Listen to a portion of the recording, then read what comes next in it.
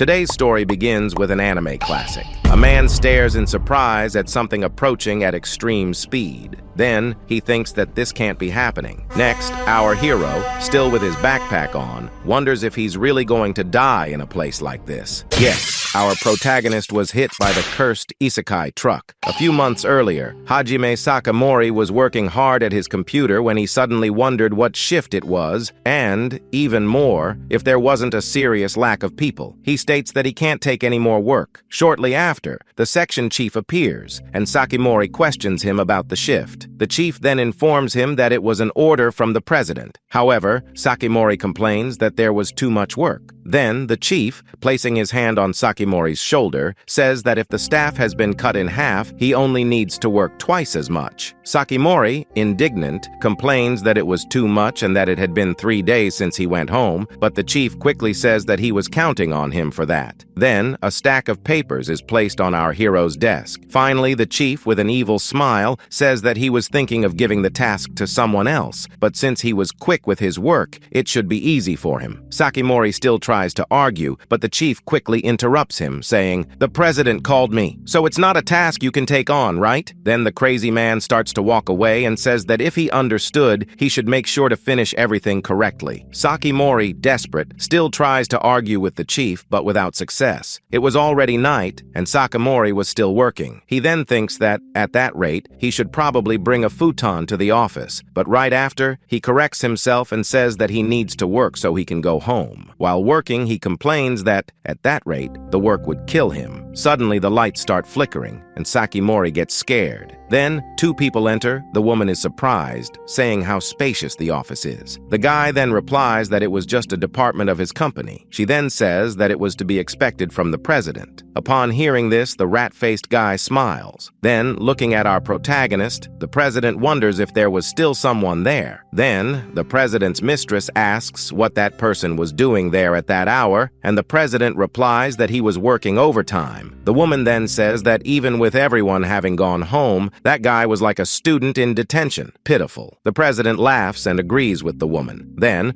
our hero states that it's all her fault, due to the staff cuts she decided on. The woman then points to Sakimori and questions if he isn't incompetent. Sakimori is dumbfounded by the bitch's statement. Then she comments that everyone has already gone home and that Sakimori is working overtime alone. Immediately afterward, the slut calls him a loser. Sakimori states that the daily workload is absurd and questions what the woman is saying. The president then praises Eri, stating that she is as insightful as he expected. Then Eri suggests that it would be better to fire an incompetent employee like Sakimori, justifying that it's a waste of salary and would be good for the company. The president agrees with Eri and decides to put the idea into practice. Then, suddenly, he tells Sakimori that he doesn't need to come to work starting the next day. Sakimori, surprised, questions the decision. Meanwhile, the president hugs Eri, who praises his attitude. She states that firing the employee instantly for the good of the company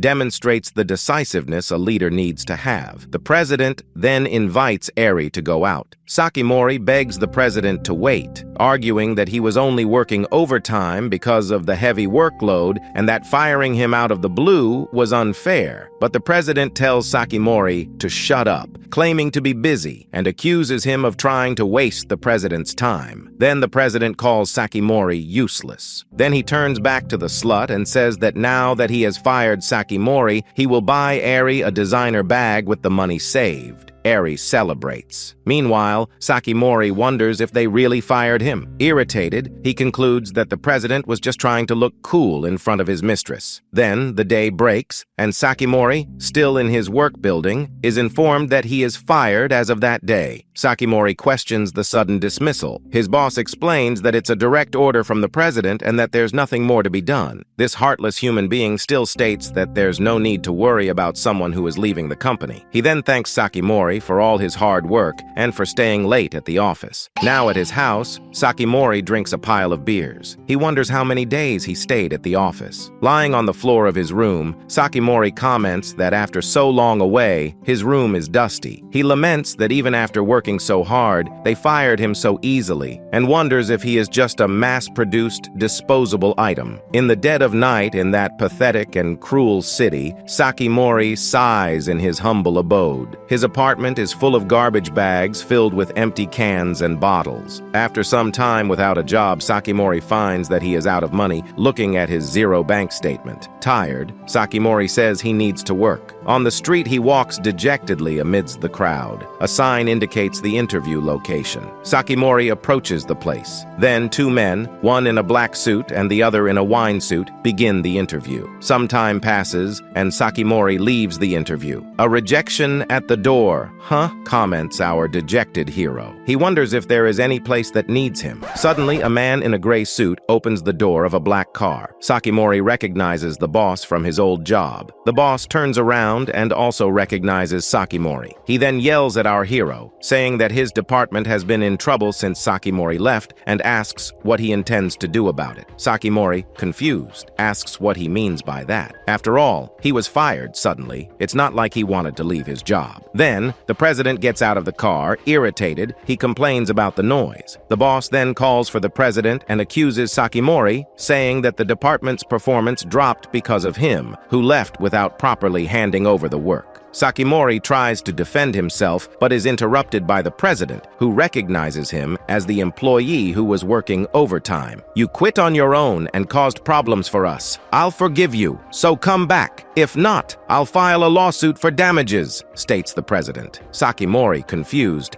says that it was he who unfairly fired him. The president then sarcastically asks if Sakimori wants to go to court, reminding him that it would take years and cost a lot of money, and he further questions if Sakimori has any proof. Sakimori is speechless. Then the president mocks Sakimori, saying that even with proof, someone like him, a mere employee, couldn't do anything. The president taunts Sakimori, saying that he only knows how to crawl like an insect. Then he threatens Sakimori, offering him a lot of unpaid work. Then, irritated, Sakimori yells at the president not to mess with him, lunging at him while grabbing his tie. The boss calls Sakimori and tries to stop him. Furious, the president orders him to let go. Then, we finally return to the beginning of the video. Suddenly, Sakimori is thrown against a moving bus. Dazed, Sakimori murmurs, "It can't be." And well, our poor hero is run over. Meanwhile, the president orders everyone to get out of there. Lying on the asphalt, Sakimori grumbles that they are the worst kind of people until the very end, and that this was a terrible way to die. Ah, the cold asphalt. He claims to be losing a lot of blood and feeling his body temperature drop. Then, some time passes, and suddenly, Sakimori wakes up feeling warm. He wonders where the hell he is. Then, he wonders if that's Ash. Now on a kind of altar, surrounded by torches and a dense forest, Sakimori asks where he is. Suddenly, a man appears wearing a skull on his head and with tribal paintings on his face. Frightened, Sakimori screams. On the same altar, Sakimori asks what's going on. Below him, the skull man approaches, while people in robes and hoods bow. Sakimori is confused. Then the skull man raises a kind of staff while murmuring incomprehensible words. The hooded people bow even lower, showing respect while praising our hero. Confused, he thinks he heard an unknown language, so he concludes that he must have died after being hit by the truck. Sakimori then wonders if he hasn't been reincarnated in another world. Suddenly, the skull man bows before him. The hooded people do the same.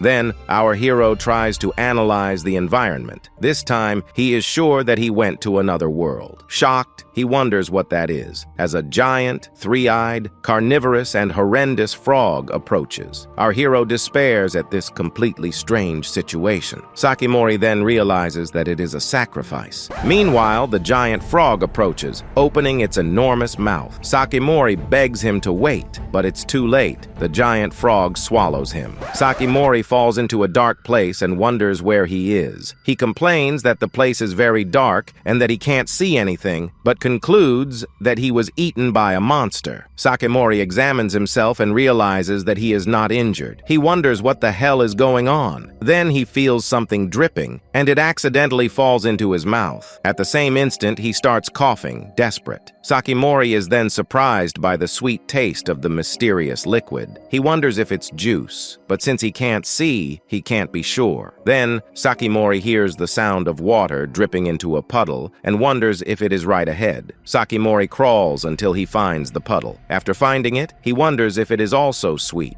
Then he dips his finger in the puddle and tastes it, and to his surprise, it is also sweet. Sakimori wonders what kind of place this is, but he soon concludes that there's no point in thinking about it after all, it's another world. Hungry, Sakimori states that this is the only food available so far, and since so far it hasn't caused him any harm, he cups his hands and prepares to drink the liquid. Then he questions if it might be poison, but he doesn't care. After all, he has already died once. Suddenly, upon drinking the liquid, Sakimori opens his eyes. Sakimori realizes that his vision is improving. He wonders what happened for this to happen so suddenly. Then he wonders if the improvement in his vision is because of that liquid, as he holds some of it in his hand. Then Sakimori tastes a little more of the liquid, and once again his vision improves. Convinced, Sakimori affirms that the cause is that liquid. Immediately afterward, he takes another sip. Then he looks to the side. Sakimori states that now that place looks like a dimly lit room. Since he was swallowed, it makes sense to be inside the monster. Our hero wonders if he is in the creature's stomach. Sakimori looks around, assessing the size of the place, and says that it seems to be a little smaller than a gymnasium. Then he touches one of the walls and feels the slimy texture. Thoughtful, Sakimori analyzes a bit. Then he punches one of the walls, but it has no effect. The only thing he managed to do was bounce back a little. He comments that it feels like soft, elastic flesh. Hungry, Sakimori wonders what to eat. After all, the only thing he can put in his mouth there is that liquid. Then he observes another puddle of pink liquid. Suddenly, Sakimori despairs, stating that if that is the monster's stomach acid, he will melt. But he quickly composes himself, stating that it's too late to worry about that now. Then, he accepts the fact that he can now see, but he still feels hungry. After all, he wanted to eat something solid. Then he hears something falling and wonders what it is. Suddenly, a ball of pink slime falls to the ground. Sakimori, curious, wonders what it is and decides to poke it. Then he picks up the blob and wonders where it came from. Sakimori observes the pink slime blob in his hand and comments that although it looks like jelly, the color and texture are very fleshy, and there is something that resembles blood vessels. Then he wonders if he can eat it. But before thinking whether or not he can eat it, he concludes that it's the only edible thing there. Besides, drinking the strange liquid made him regain his sight. So he decides to eat the slime blob. Chewing slowly, Sakimori tastes it. Then he exclaims that it's delicious. Sakimori describes the flavor, stating that at first the texture is great and soft, very satisfying to chew as if it were meat, but then it starts to melt in his mouth, releasing a sweet and succulent meat juice, or perhaps a fruit juice. Sakimori states that he might have found it delicious because he was very hungry. Then he spots another blob and runs towards it. After catching it, he devours it. Suddenly, another blob falls from the sky. Sakimori is startled, but catches it before it hits the ground and quickly chews it. A few days pass. Lying on the ground, Sakimori complains that he is tired of this situation. After all, it's always the same thing all the time. Bored, he wonders if something new will happen soon. Then, Sakimori observes another blob falling and comments that this one seems heavier than normal. Suddenly, a giant pink spider descends from the sky towards him. Frightened, Sakimori screams. The spider approaches, opening its golden fangs. Sakimori watches carefully, and crawling backward, he realizes that it can't see in the dark. So he decides to slowly move away while he can. But he says that that size is insane. Meanwhile, another puddle of liquid forms. Sakimori observes that its size is almost that of a small car. He concludes that if he is attacked by something like that, he will be finished. Suddenly, the spider starts ingesting the pink slime liquid, which enhances its vision. Sakimori comments that this isn't good at all. Then the spider's pupils glow intensely red.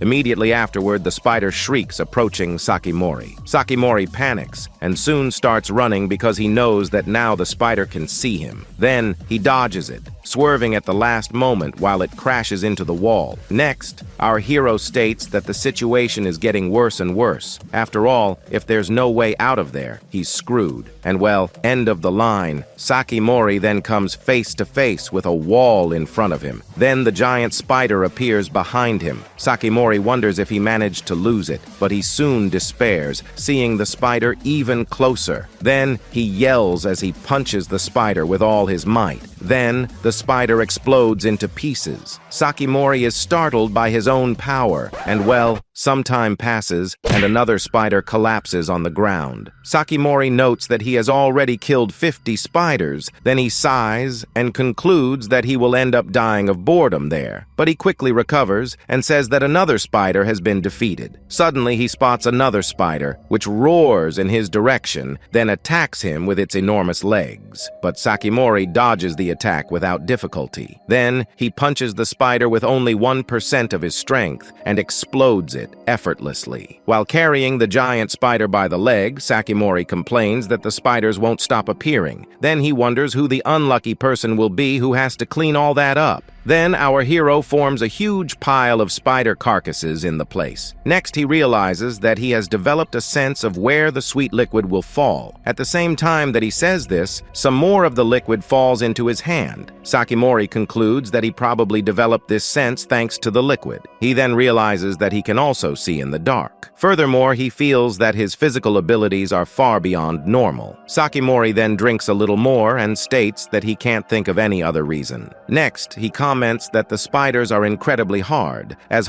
iron or even harder. When the next spider appeared, he hid among the remains of other spiders to observe it. Then he uses the fang of a dead spider as a shield and cuts the shell of the approaching spider without the slightest effort. Sakimori notes that the spiders are really tough and strong, creatures that can't be easily defeated, even with firearms. An ordinary human wouldn't stand a chance. However, Sakimori states that he defeated them with just one punch. Then Sakimori demonstrates his power by punching the ground. Next, a pile of dead spiders begins to tremble. His hand is imprinted on the creature's stomach. Then, he bends down and is disappointed. He thought that with all the power he now possesses, he would at least make a hole through it. Just one punch for an iron spider, our hero asks. Then another spider approaches him, with a bored look on his face. Sakimori wonders when he will escape. Then our hero observes that he has already killed 93 spiders. The pile of dead spiders grows larger and larger. He then says that by now, the spider corpses already fill about a third of the space, and concludes that at this rate, he'll end up crushed by the corpses. Suddenly, Sakimori hears a different sound and wonders what it is. Then a giant crocodile with golden horns appears. Sakimori exclaims, frightened, that it's huge. Immediately afterward, the crocodile opens its eyes. Sakimori wonders if it also regained its sight. Then, the crocodile roars in his direction. At the same instant, Sakimori panics and starts running. Next, the crocodile attacks him with its enormous fangs. But Sakimori narrowly dodges and celebrates, while the beast bites into the wall with all its might. The crocodile ends up tearing the wall, piercing through it with its fangs. Sakimori is surprised by the crocodile's power. After all, not even his punches could damage the ground. He thinks that if he uses that power correctly, he can escape from there. But suddenly, the crocodile attacks him again. Sakimori quickly concludes that there's no time to think about that now. If he keeps running in that confined space, the creature will catch him. While running, Sakimori states that the crocodile bit through the wall easily, and that it's probably stronger than the spiders. It would be great if he could defeat it with one punch, too.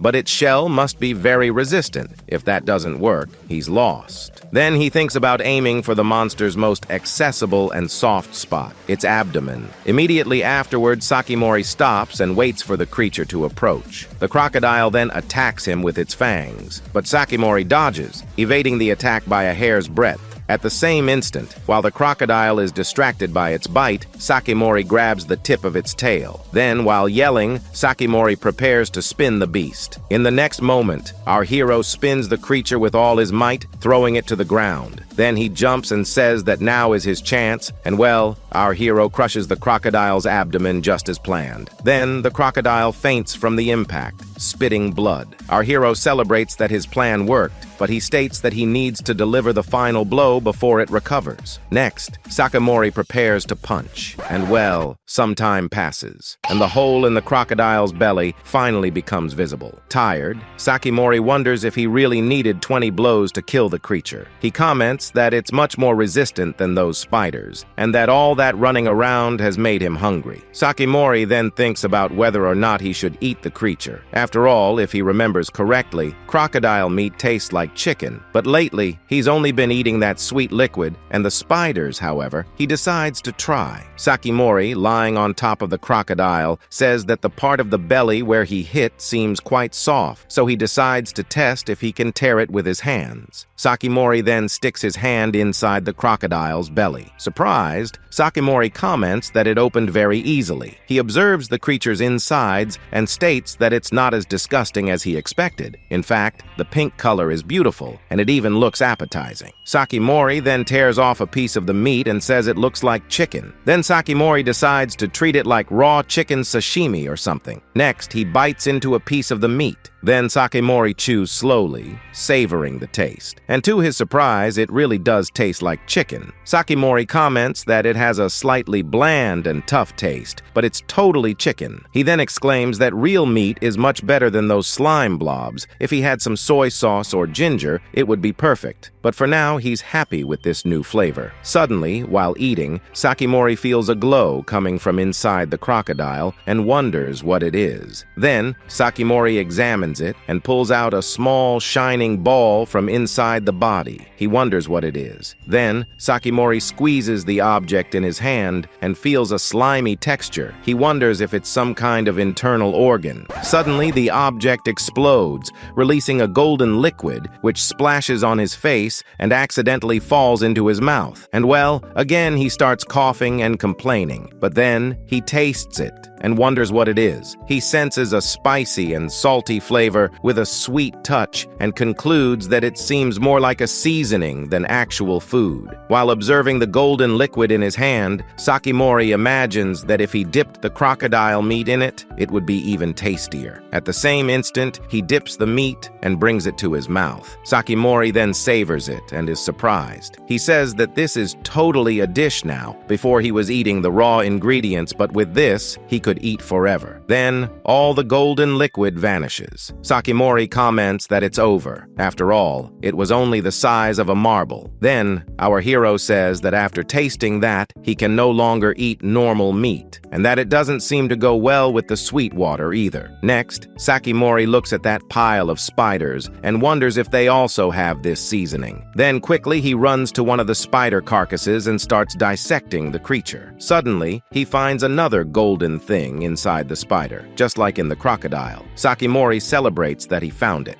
Then, he swallows the small ball, and soon he tastes it. Commenting that it has a citrusy touch, Sakimori states that this is a different and very good flavor. Observing a pile of dead spiders, Sakimori states that with this quantity, it will be more than enough to use on the crocodile meat. A few days pass. Sakimori then celebrates, lying on the crocodile carcass, that he managed to eat it completely. Satisfied, Sakimori comments that thanks to that mysterious sphere, he managed to devour an entire crocodile without getting tired. Despite it being otherworldly crocodile meat, he also feels his strength increasing, as if he had leveled up or something. Then, with just a flick of his arm, Sakimori opens a huge hole in the ground. Sakimori is impressed by his own strength. Immediately afterward, he looks ahead and sees the immense hole he created. Then, Sakimori exclaims, "It can't be! Last time, no matter how hard he tried, that ground wouldn't budge an inch." Suddenly, Sakimori is startled by something and starts looking around. Then a deafening noise echoes through the beast's stomach. Our hero quickly covers his ears with his hands. The noise is so loud that all the spider carcasses start to fall. He states that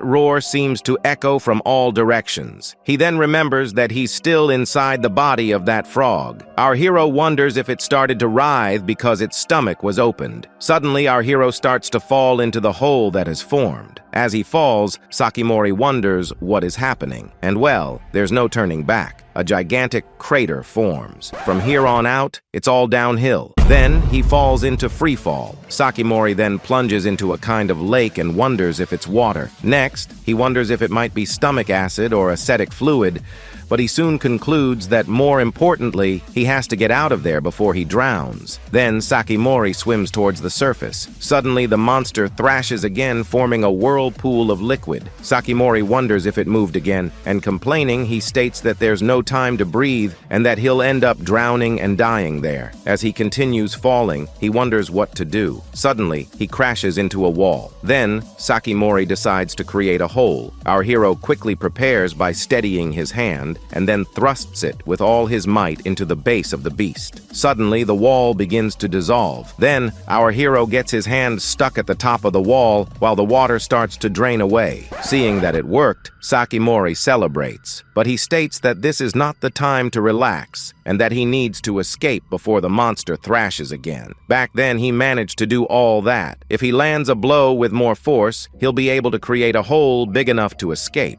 Sakimori then prepares to punch. Next, he focuses. Then, swinging with his stuck arm and propelling his other arm, he punches with all his might. Soon, a huge crater forms. Sakimori celebrates that the hole is big enough, but suddenly, Sakimori exclaims that now the internal pressure is propelling him, so he starts to be pushed out. Quickly, he is expelled out of the beast. Next, he looks up and wonders if he's seeing the sky. Sakimori wonders if he somehow managed to escape, but if he falls like that, something bad will happen. He complains that his head is spinning. Then, Sakimori falls towards a lake, unconscious. Sakimori is then finally on solid ground, on the shore of the lake. He then looks at the sky and sighs in relief. Sakimori comments that it's very bright and wonders if he's alive and without injuries. He examines himself and celebrates that it seems so. Sakimori, sitting on the edge of the lake, wonders if he survived. Then he wonders where he is. After all, he should have come out after making a hole in that creature, but he doesn't see it anywhere. Sakimori then decides not to worry about it now, since he's outside. So the first thing he wants is to find a human, anyone. Even that shaman who tried to sacrifice him would do. He states that he just wants to talk to someone and asks if anyone is there. Suddenly, a giant spider emerges from the forest. Disappointed, Sakimori complains, wondering if it's her again. The spider then roars, but looking at it more closely, he soon wonders if it always had that color after all. He couldn't distinguish colors in the dark.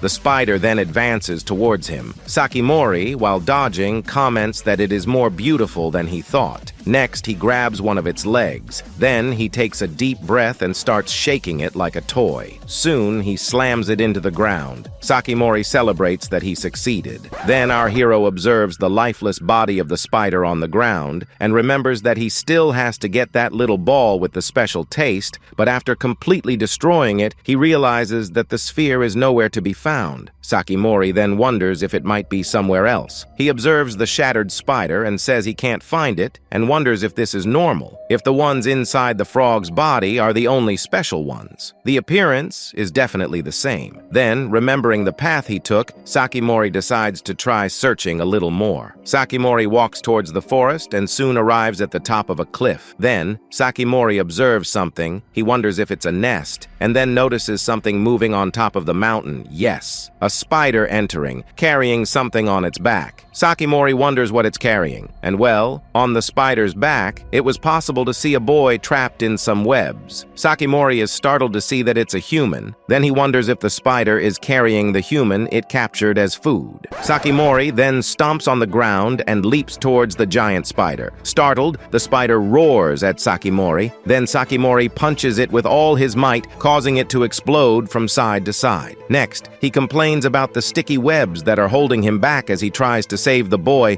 who was being carried by the monster. Sakimori then asks if the boy is all right. The boy wakes up slowly, moaning in pain. Sakimori sighs in relief to see that the boy is breathing and has no serious injuries. It seems he just fainted. Then Sakimori says that if he can talk to the boy, maybe he can lead him to a village or city. Suddenly, Sakimori is startled to hear footsteps approaching as a horde of spiders walks towards him. Since they are right in front of the nest, it makes sense for others to appear. Although one isn't much, that amount is a bit too much for him. Then, smaller spiders emerge from inside the nest and also start advancing towards Sakimori. Our hero then prepares for combat. Sakimori advances towards the horde of spiders, punching and kicking them. Then, he extends his right hand and explodes the head of another spider. Suddenly, Sakimori notices an attack coming close to his face. Next, a spider hits Sakimori in the back with one of its immense legs and soon throws him away. Sakimori falls to the ground. He complains that there are too many spiders and that it hurts a little. Then more spiders approach the boy. Sakimori curses the spiders, yelling at them not to touch that precious boy. Next, he states that he finally found someone to talk to. Sakimori then explodes a few more spiders with one of his powerful punches. Sakimori comments that he's heard this phrase in many anime and manga, but fighting while protecting someone is really quite difficult. Then, he decides to end it all at once and talk to the boy later. Next, Sakimori explodes the last spider. After finishing off the spiders, Sakimori states that now he's finally set aside some time for conversation. But before that, maybe he should get that little ball with the special flavor he was planning to find. But after searching non-stop for a long time, our hero is disappointed to realize that even with that immense quantity of spiders, he hasn't found a single ball. Sakimori wonders if inside the frog's body, all the spiders had a seasoned sphere. Does this mean that the ones that have them are special? In that case, he'll need to find one. Suddenly, a giant spider leg appears behind him. Then, a gigantic spider with golden horns appears. Sakimori exclaims that it is huge, but this is probably a special variation. Next, without the slightest effort, Sakimori crushes the spider into the ground and says that he's already full. Even if it's all slime, it's still better when it has a seasoned sphere. Sakimori then rips the seasoned sphere from inside the spider and celebrates that he found it. He concludes that these spheres really are rare items, since he only managed to get one from the boss spider. It also had power, but the smaller spiders were faster and a bit more resistant, but still totally manageable. Sakimori then lies down on the ground and relaxes. Suddenly, he hears footsteps and gets up. Then, the boy wakes up and thanks Sakimori for saving him. Sakimori is glad to see that he woke up and asks if he is all right. The boy then says yes, and that Sakimori is his true savior. Sakimori thanks him, but asks how he was captured by that thing. The boy explains that while he was on his way to get help, he ran into them. Sakimori questions the boy about going to get help. Then, the boy remembers something important. He apologizes and asks our hero if he is the legendary adventurer. Sakimori says not exactly. The boy then explains that the leader who protected his village died, and there is no one left to protect it. So, along with other people who trust in his speed, they went to nearby villages to ask for help. Therefore, he begs Sakimori to save his village. Sakimori is surprised by the request. "Me?" asks our hero. The boy affirms that yes, because Sakimori not only saved him,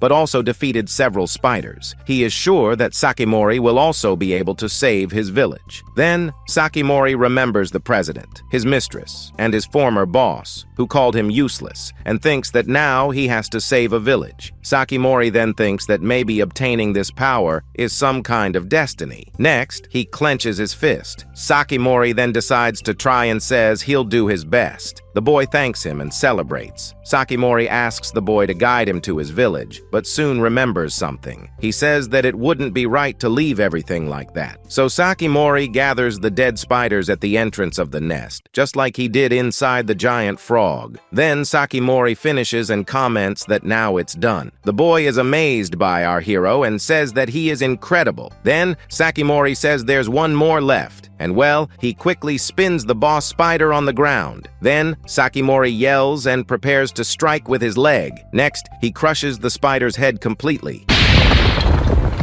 The boy is shocked to see Sakimori's power. However, I think our hero overdid it a bit with the force. Suddenly, the ground begins to crack where Sakimori stepped. Our protagonist then falls into the hole he himself made and yells as he crashes to the ground. Then, Sakimori quickly gets up as a pile of boulders falls on top of him. Immediately afterward, he starts digging a small hole while climbing up. Then he finally gets out and states that he almost really died. Being buried alive is brutal. Next, Sakimori looks around and says that it looks like the same place from inside the creature's body, so he concludes that it's pitch black, but the side he collapsed is completely blocked, and even if he digs, it will probably collapse again. This means that the only option is to go deeper. It seems he has no choice. While walking in the darkness, Sakimori says that if there's a fork, just follow the left-hand rule and keep going left. That way, even if it takes a while, he'll be able to reach the exit, but he feels bad about it. He then sincerely apologizes to the boy. After all, right after saying he would help him, this happened, so he hopes the boy will be all right until he can get out of there. After walking for a long time in that darkness, Sakimori finally reaches some kind of open space and wonders what kind of place this is. Then, Sakimori comes across a mirror and exclaims in surprise as he sees himself. He then touches his hair and comments that he hadn't even noticed how much he had changed. His hair is completely white and some strange marks have appeared. As expected from another world, after all, anything happens in this place. Sakimori then wonders what kind of strange reincarnation this is. Next, he observes something on the ground. Sakimori approaches and realizes it's a human skeleton. He then wonders if the person wandered around and ended up dying, since there don't seem to be any injuries. Then, desperate, he says that there's no other way but the way he came. What the hell is he supposed to do? Immediately afterward, Sakimori thinks about taking some pieces of rock and throwing them at the ceiling to try to break it, but he quickly dismisses the idea, stating that it won't work, since he was lucky to find that space last time. If he gets buried alive again,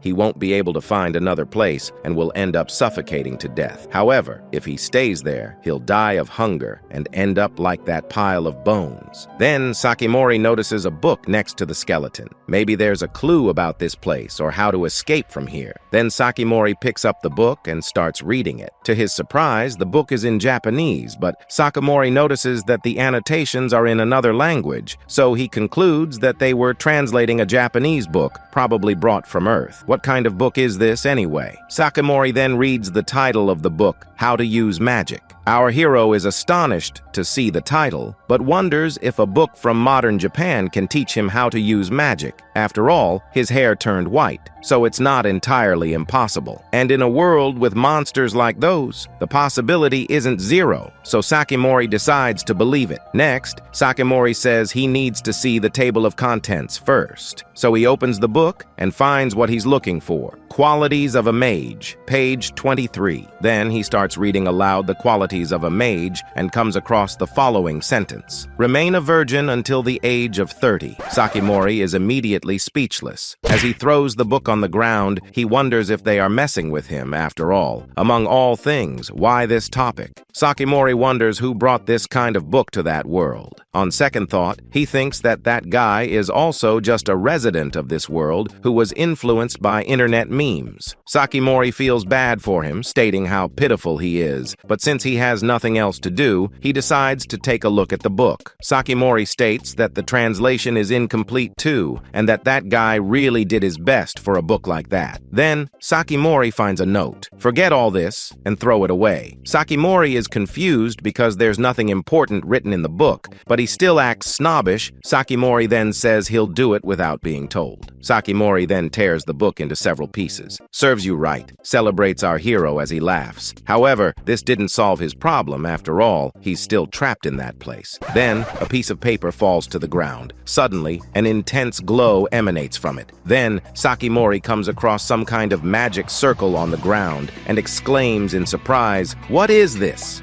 Sakimori then puts his hand over his eyes to shield them and comments that the light is too strong. Seeing everything blurry, colorful hair moves through the air. Sakimori watches, confused. Suddenly, a female figure appears lying on the ground. The girl then turns around and looks at our hero. She gets up and comments that it's rare for a human to appear there. Sakimori observes her, still surprised, and feels a powerful presence coming from her. The girl says she never imagined there would be a human who would do that. Now, in a sort of dojo, our hero finds himself even more lost than ever. Sakimori then asks what she is. The girl smiles and replies, "A goddess." Sakimori is astonished by the answer. "A goddess?" he asks. The girl says that maybe it's easier to understand if she says she's the author of the book. Sakimori then remembers that indeed, tearing that book made it shine and brought him to that place, and that it makes sense for the creator to be there. But still, a goddess? The girl then asks what he would find convincing. Sakimori thinks and replies that if she were an old man with a wise appearance, he would probably accept it more easily. The girl says she understands, and then, with a flick of her finger, a magic circle appears around her hand. Sakimori watches attentively, impressed. "What is that?" he asks. Suddenly, an old man with a long white beard appears in the place where the girl was sitting. Then, the old man says that he materialized the image that Sakimori had in his mind. Sakimori is astonished by what had just happened. He wonders if the girl read his mind. The old man then says that he had already said he was a goddess, and that it was nothing more than a simple change of clothes. Sakimori, indignant, says that's impossible. The goddess comments that he is more stubborn than she expected, and that in that case she will appeal directly to his instincts. She then says that it might be a little rude. Sakimori looks at his hands. In an instant, his whole body begins to collapse. "What is this?" he asks, frightened. Sakimori begins to feel immense pressure. He then puts his hand on his chest. Desperate, he starts to break out in a cold sweat. Sakimori wonders what that overwhelming force is. Would it be fear? No. Would it be admiration? He feels like he's about to be crushed by the weight, and that he doesn't want to be in that place. Sakimori then falls to his knees on the ground. Then, the goddess asks if he is convinced yet. Sakimori replies that he understands and that she is something unimaginable. The goddess smiles and says that he's not very honest, and that's probably why he tore the book. Sakimori asks what that book was after all. Breaking his expectations, the goddess replies, "A prank."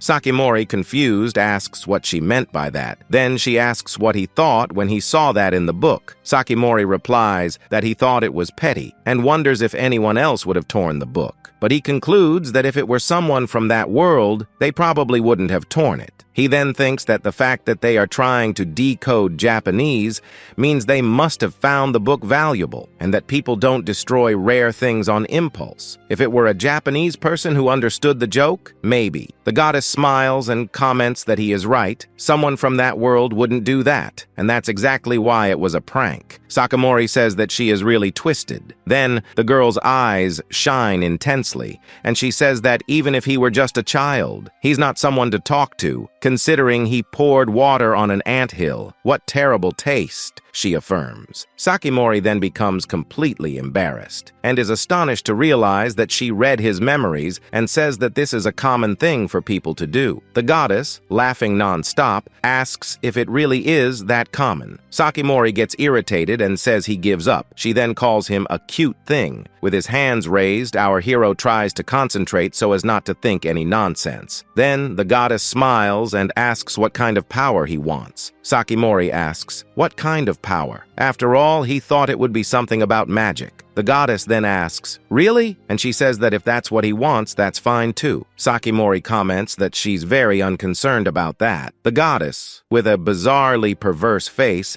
explains that it's an old joke to pick up an old diary after 10 years and feel renewed by the content. Sakimori then gets irritated and yells for her not to say anything about his dark past, as he would get angry. Next, she comments that humans are really complicated. Then, Sakimori says that he wants the power of magic. The goddess replies, "Very well," and she says that she will grant it to him, since it is a rare opportunity, so she asks him, how about also going through a test? Sakimori asks what the test would be. The goddess smiles and says that even though it was a joke, he managed to pass through conditions as narrow as the eye of a needle. She then states that she will give him one more chance. If he wins this bet, she will give him double the power he would have gained by tearing that book. Sakimori comments that that's very generous of her, but he asks what happens if he fails. The goddess tells him not to worry, because even if he fails, she will still give him the power of the torn book. Sakimori says that in that case, he has no choice. The goddess comments that it's better to accept people's goodwill without hesitation. Then our hero asks if she shouldn't be a goddess. The goddess smiles and says that she liked that answer. She asks him not to think too much, and that she will keep things simple. First, a question, she says. She then asks that if he could only take one thing to a deserted island, what would he take?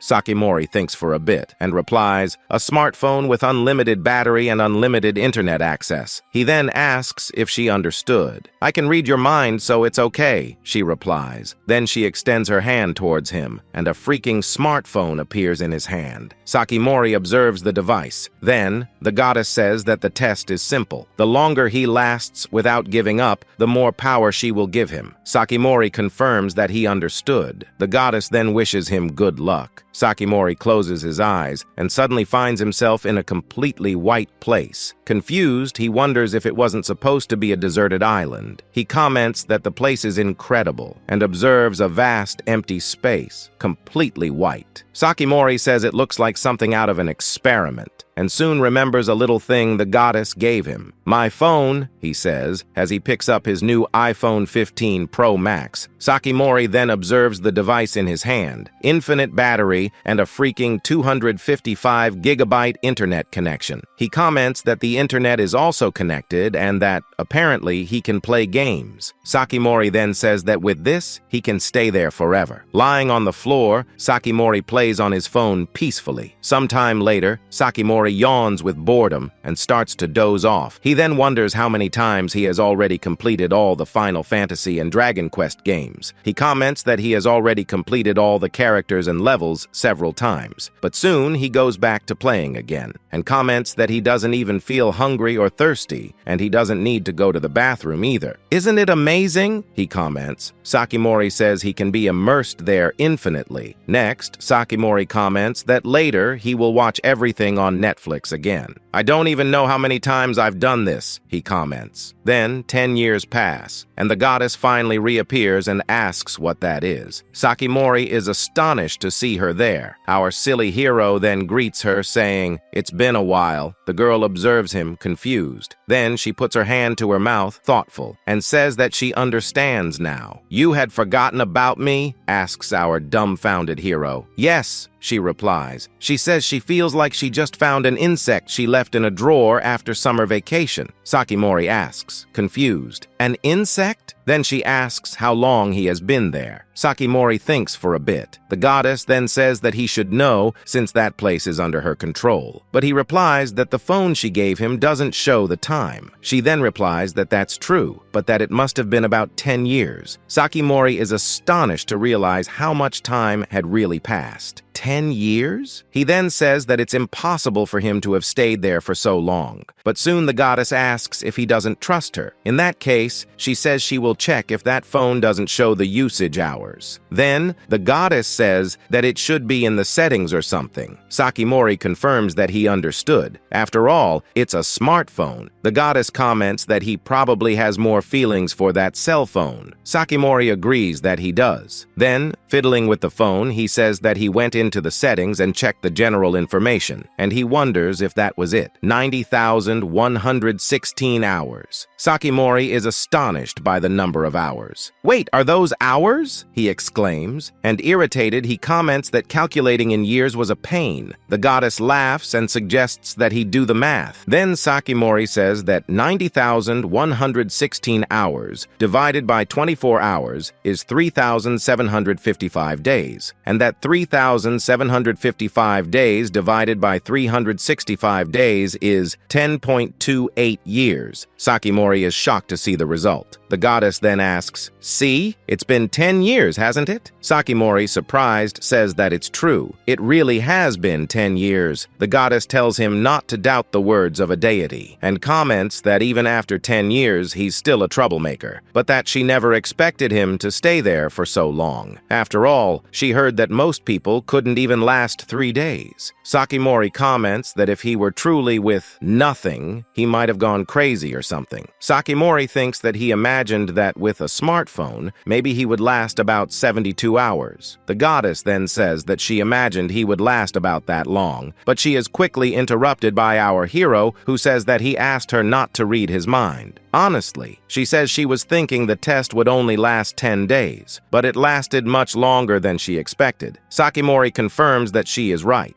Then the goddess congratulates him. Sakimori asks, confused, "Huh?" She then says that he passed the test. "Seriously?" he comments, and asks if it's okay that he passed so easily. After all, he was just playing with his smartphone. The goddess replies that there is no problem at all. Again, he asks her not to read his mind. Then she says that now they will do the final check, and asks what kind of magic he would like to use. Sakimori thinks for a bit, and soon after, he imagines himself wearing an insane mage outfit, with magic circle powers and elemental powers. Sakimori then says he wants to be the strongest human in the world. The goddess smiles and says that's a pretty humble wish. "Humble?" asks our hero. She confirms that it is, and says that as he requested, she will make him the strongest human. Sakimori thinks that she can read his mind and manipulate space freely, and that in reality, she probably wouldn't even need to snap her fingers for that. "Exactly," she replies. Then, from the sky, a huge magic circle appears over the head of the giant frog that swallowed him when he arrived in that world.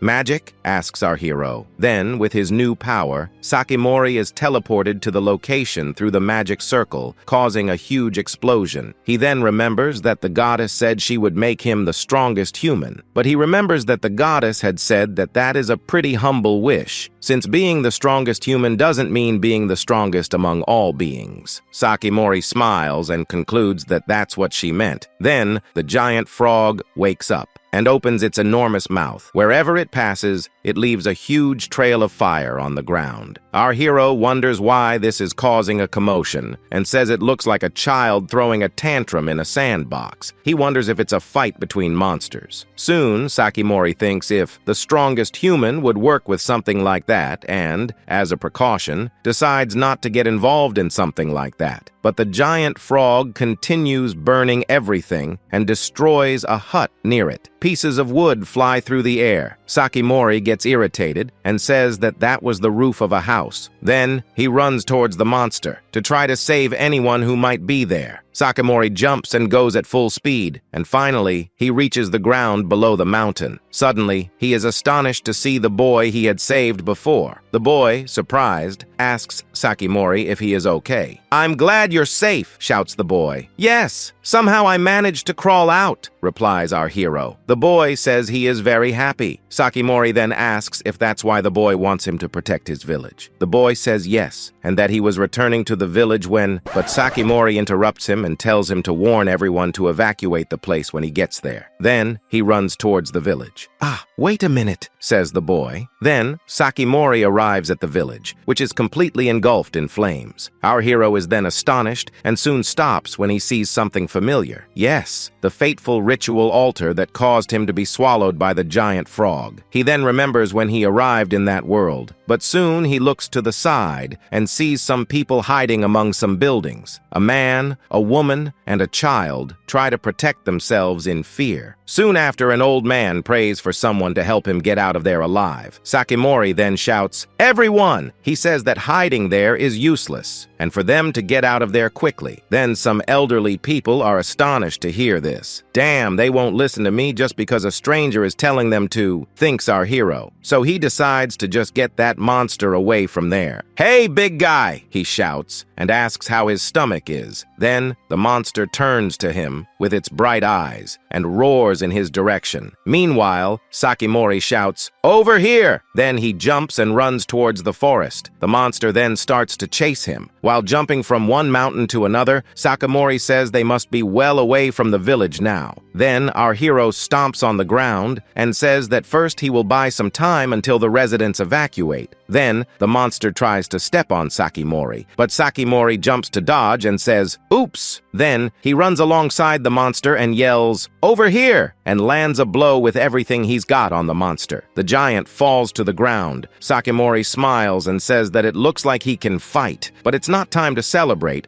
because the big guy starts to get up and roars in his direction. Sakimori then covers his ears. A nearby tree is destroyed by the force of the monster's roar. He then watches the village catch fire and tries to calculate the damage caused by this roar. The village woman and her husband are dazed by the insane noise. One of the old men starts foaming at the mouth. Sakimori then says, "That's it!" and runs towards the monster, jumping high, preparing to hit it. Then he lands a blow right in the monster's belly. However, it seems like he hit a wall, as it didn't cause any damage. Sakimori says that it looks like it's not working, but that it's definitely not as easy as with the spiders. The monster tries to step on Sakimori again. Sakimori then says that at this rate, nothing will be solved and that he has already finished the test. Then he asks if he shouldn't go all out now. Sakimori runs towards the monster and jumps, preparing to punch it again. Suddenly, our hero feels as if chains are binding his body. Our hero is astonished and stops his attack immediately, but soon he is slapped by the giant frog. Sakimori goes flying with the impact, breaking all the trees in a straight line. Then he finally stops, and sitting on the ground, he complains about the pain and wonders if he broke a bone. He then remembers when he jumped and the strange feeling of having chains on his body. "Damn it," he says. Sakimori then uses the tree as support to propel himself and prepares to strike the creature again. But that's when the monster's tail gets closer and closer. The feeling of the gear in his body takes over him again. Then he is hit once more, causing him to explode another tree with the impact. Sakimori complains of pain and asks what the hell that is. He comments that when he tries to use all his strength, he feels something blocking him. But that still, as long as the villagers are there, he needs to stop it from going there. So Sakimori jumps again and approaches the monster from behind. Sakimori yells, preparing for another blow,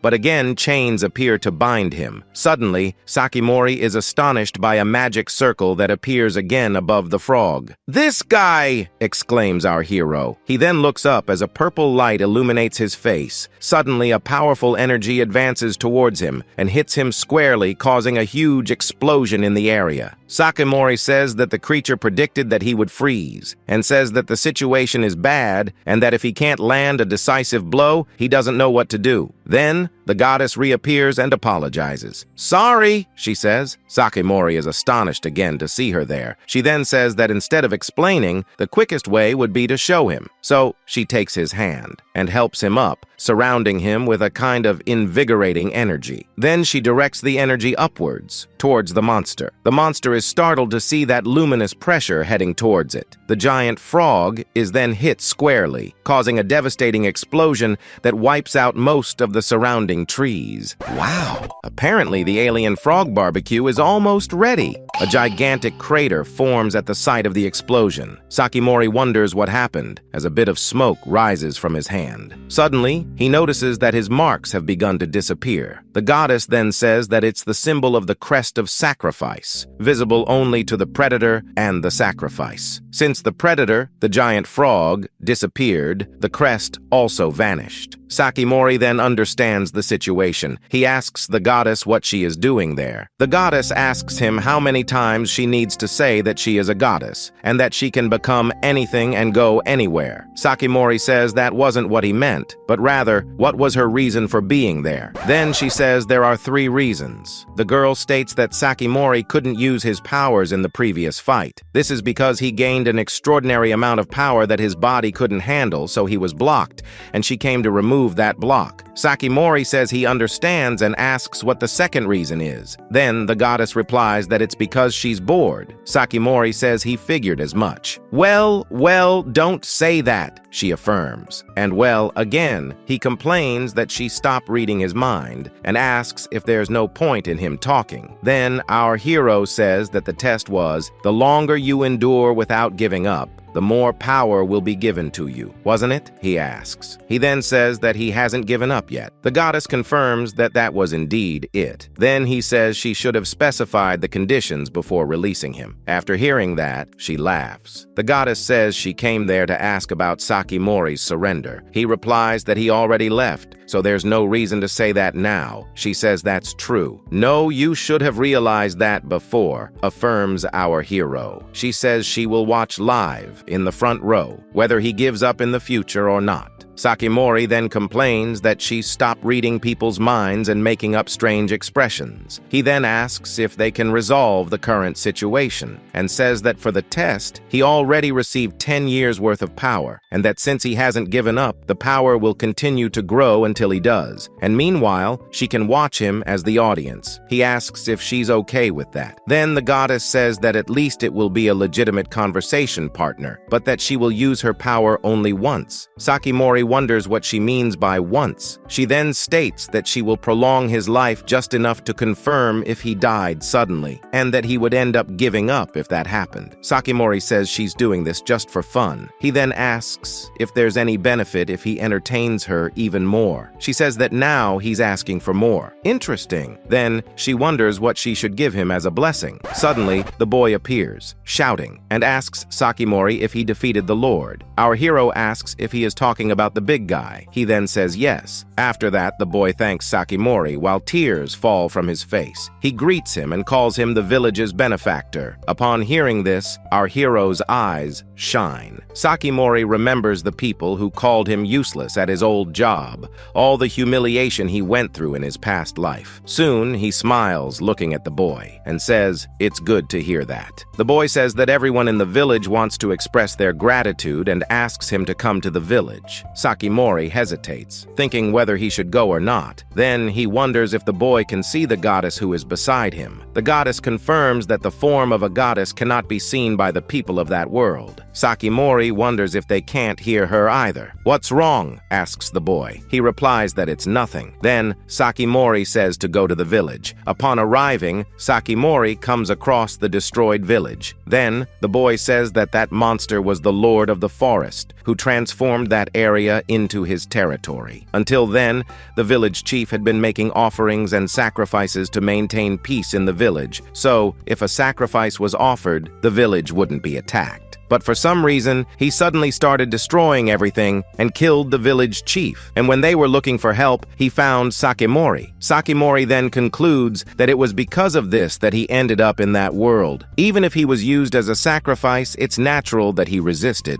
Sakimori comments that the village chief must have had an incredible ability to summon sacrifices to protect the village. The boy says yes, and that the chief was an amazing person, different from the other villagers. But soon he says that thanks to Sakimori, everyone survived, despite there being some injured, but that the houses and crops were destroyed, and with the death of the chief, they don't know what to do now. Then, our hero says that it's good to be thanked, but that there's not much he can do to rebuild the village. Suddenly, the goddess asks if being thanked makes him happy. Sakimori asks what she meant by that, but soon he says that yes, if he had to say, he'd say he's happy. The boy, without understanding, asks who he's talking to. Sakimori says it's nothing. Then, the goddess says that she'll make Sakimori thank her. She tells him to imitate her. Sakimori wonders if he's supposed to snap his fingers. Then, he snaps his fingers. Instantly, everything begins to rebuild. The houses, the crops, everything returns to normal. The villagers are impressed and happy to see the miracle. The boy widens his eyes, surprised. Everyone is speechless. Sakimori is surprised and wonders if it was he who did that. The villagers point to the houses, happy with the reconstruction. The boy asks if it was Sakimori who did that. The other villagers wonder the same thing. Sakimori says no, but that it's amazing, the villagers affirm. Then, all the villagers thank Sakimori and say that he is their savior and that they will follow him forever. "Thank you, Oni-san," say the children. Soon, the goddess tells him to raise his head, that that's the blessing for making her happy, and that that is also Sakimori's power. Our hero is surprised. and soon everyone begins to celebrate around him, and they begin to observe him carefully while awaiting a response. Then Sakimori says that yes, it was he who did that, and that was his ability.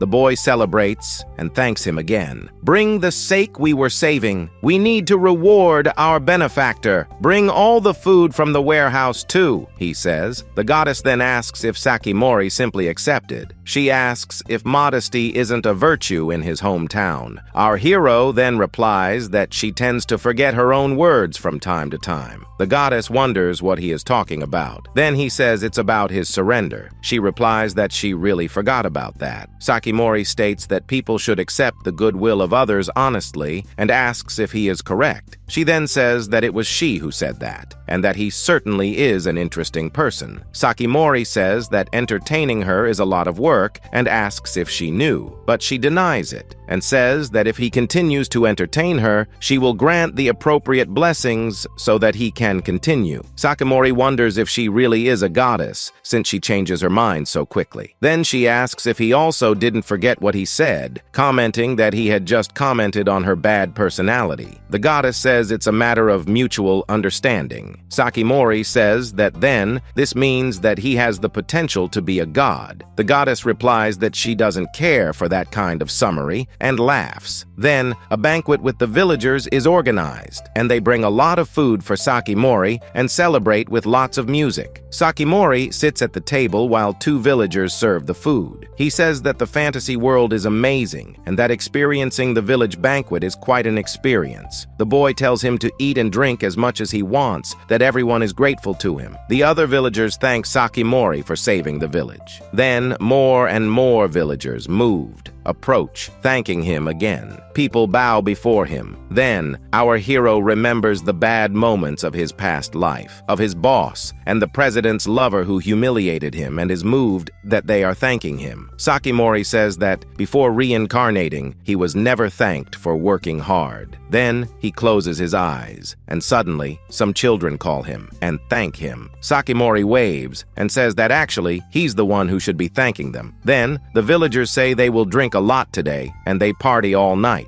The next day, Sakimori wakes up with a hangover. He comments that it's been a while since he felt like that and says that his body is strangely slow. Suddenly, the goddess says that humans really are troublesome beings. Sakimori gets irritated seeing that the goddess is lying on top of him and calls her lazy. She then moves away while laughing. Suddenly, the boy enters the room and says, "Good morning," and soon asks if Sakimori is awake. He then asks if Sakimori would like to have breakfast. He states that he can ask for whatever he wants. Then Sakimori says he would just like some water. The boy says, "Sure," and quickly brings him a glass of water. Sakimori thanks him and comments that it was fast. The boy says that after a banquet, everyone ends up like that the next day. Then our hero wonders if hangovers also exist in another world. Sakimori, smiling, thanks the boy for saving him. The little boy asks if he would like some more water. Sakimori replies that it's fine for now. Suddenly, the goddess is startled by something. Our hero asks if it isn't noisy outside. The boy wonders the same thing and opens the door to see what's happening. Suddenly, all the villagers run and scream. The boy asks what is happening. A woman yells that spiders are attacking. The boy is surprised and asks why they are suddenly attacking. "Damn it!" he says. As he grabs a hoe to defend himself, Sakimori asks what that spider is. The boy tries to explain, but is soon interrupted by villagers who shout that the defense line has been breached. Then, a giant spider emerges, destroying the houses around. The boy despairs and asks what they are going to do. Sakimori then clenches his fists and tells him to leave it to him. Then, the spider roars as it jumps on him, and well, he crushes it with a single blow. Sakimori prepares himself and explodes all the other spiders consecutively. With a right punch, he explodes the last one. Two villagers are impressed to see Sakimori defeating the spiders with such ease. Then, Sakimori stacks the spiders like he always did and says that now it should be enough. Then, he says that everything is resolved. "Go take care of the injured," he tells the villagers. The boy thanks him and says that thanks to him, no one died or was seriously injured. Sakimori says it was nothing and that it was a piece of cake. The boy then wonders why they attacked so suddenly. After all, they had never approached the village before. Sakimori says that the ecosystem probably collapsed and says it's because the Lord died. He states that the village may not be safe yet. Then, while observing the corpse of one of the spiders, Sakimori wonders if there will be a seasoning egg there. Then, he finds the sphere and celebrates, saying he was lucky to find it on the first try. The boy widens his eyes in surprise and asks what that is. Sakimori wonders if he is referring to the seasoning egg. The boy then asks if by any chance he knows how to recover Ereshkigal and is astonished. Sakimori holds the sphere and observes it.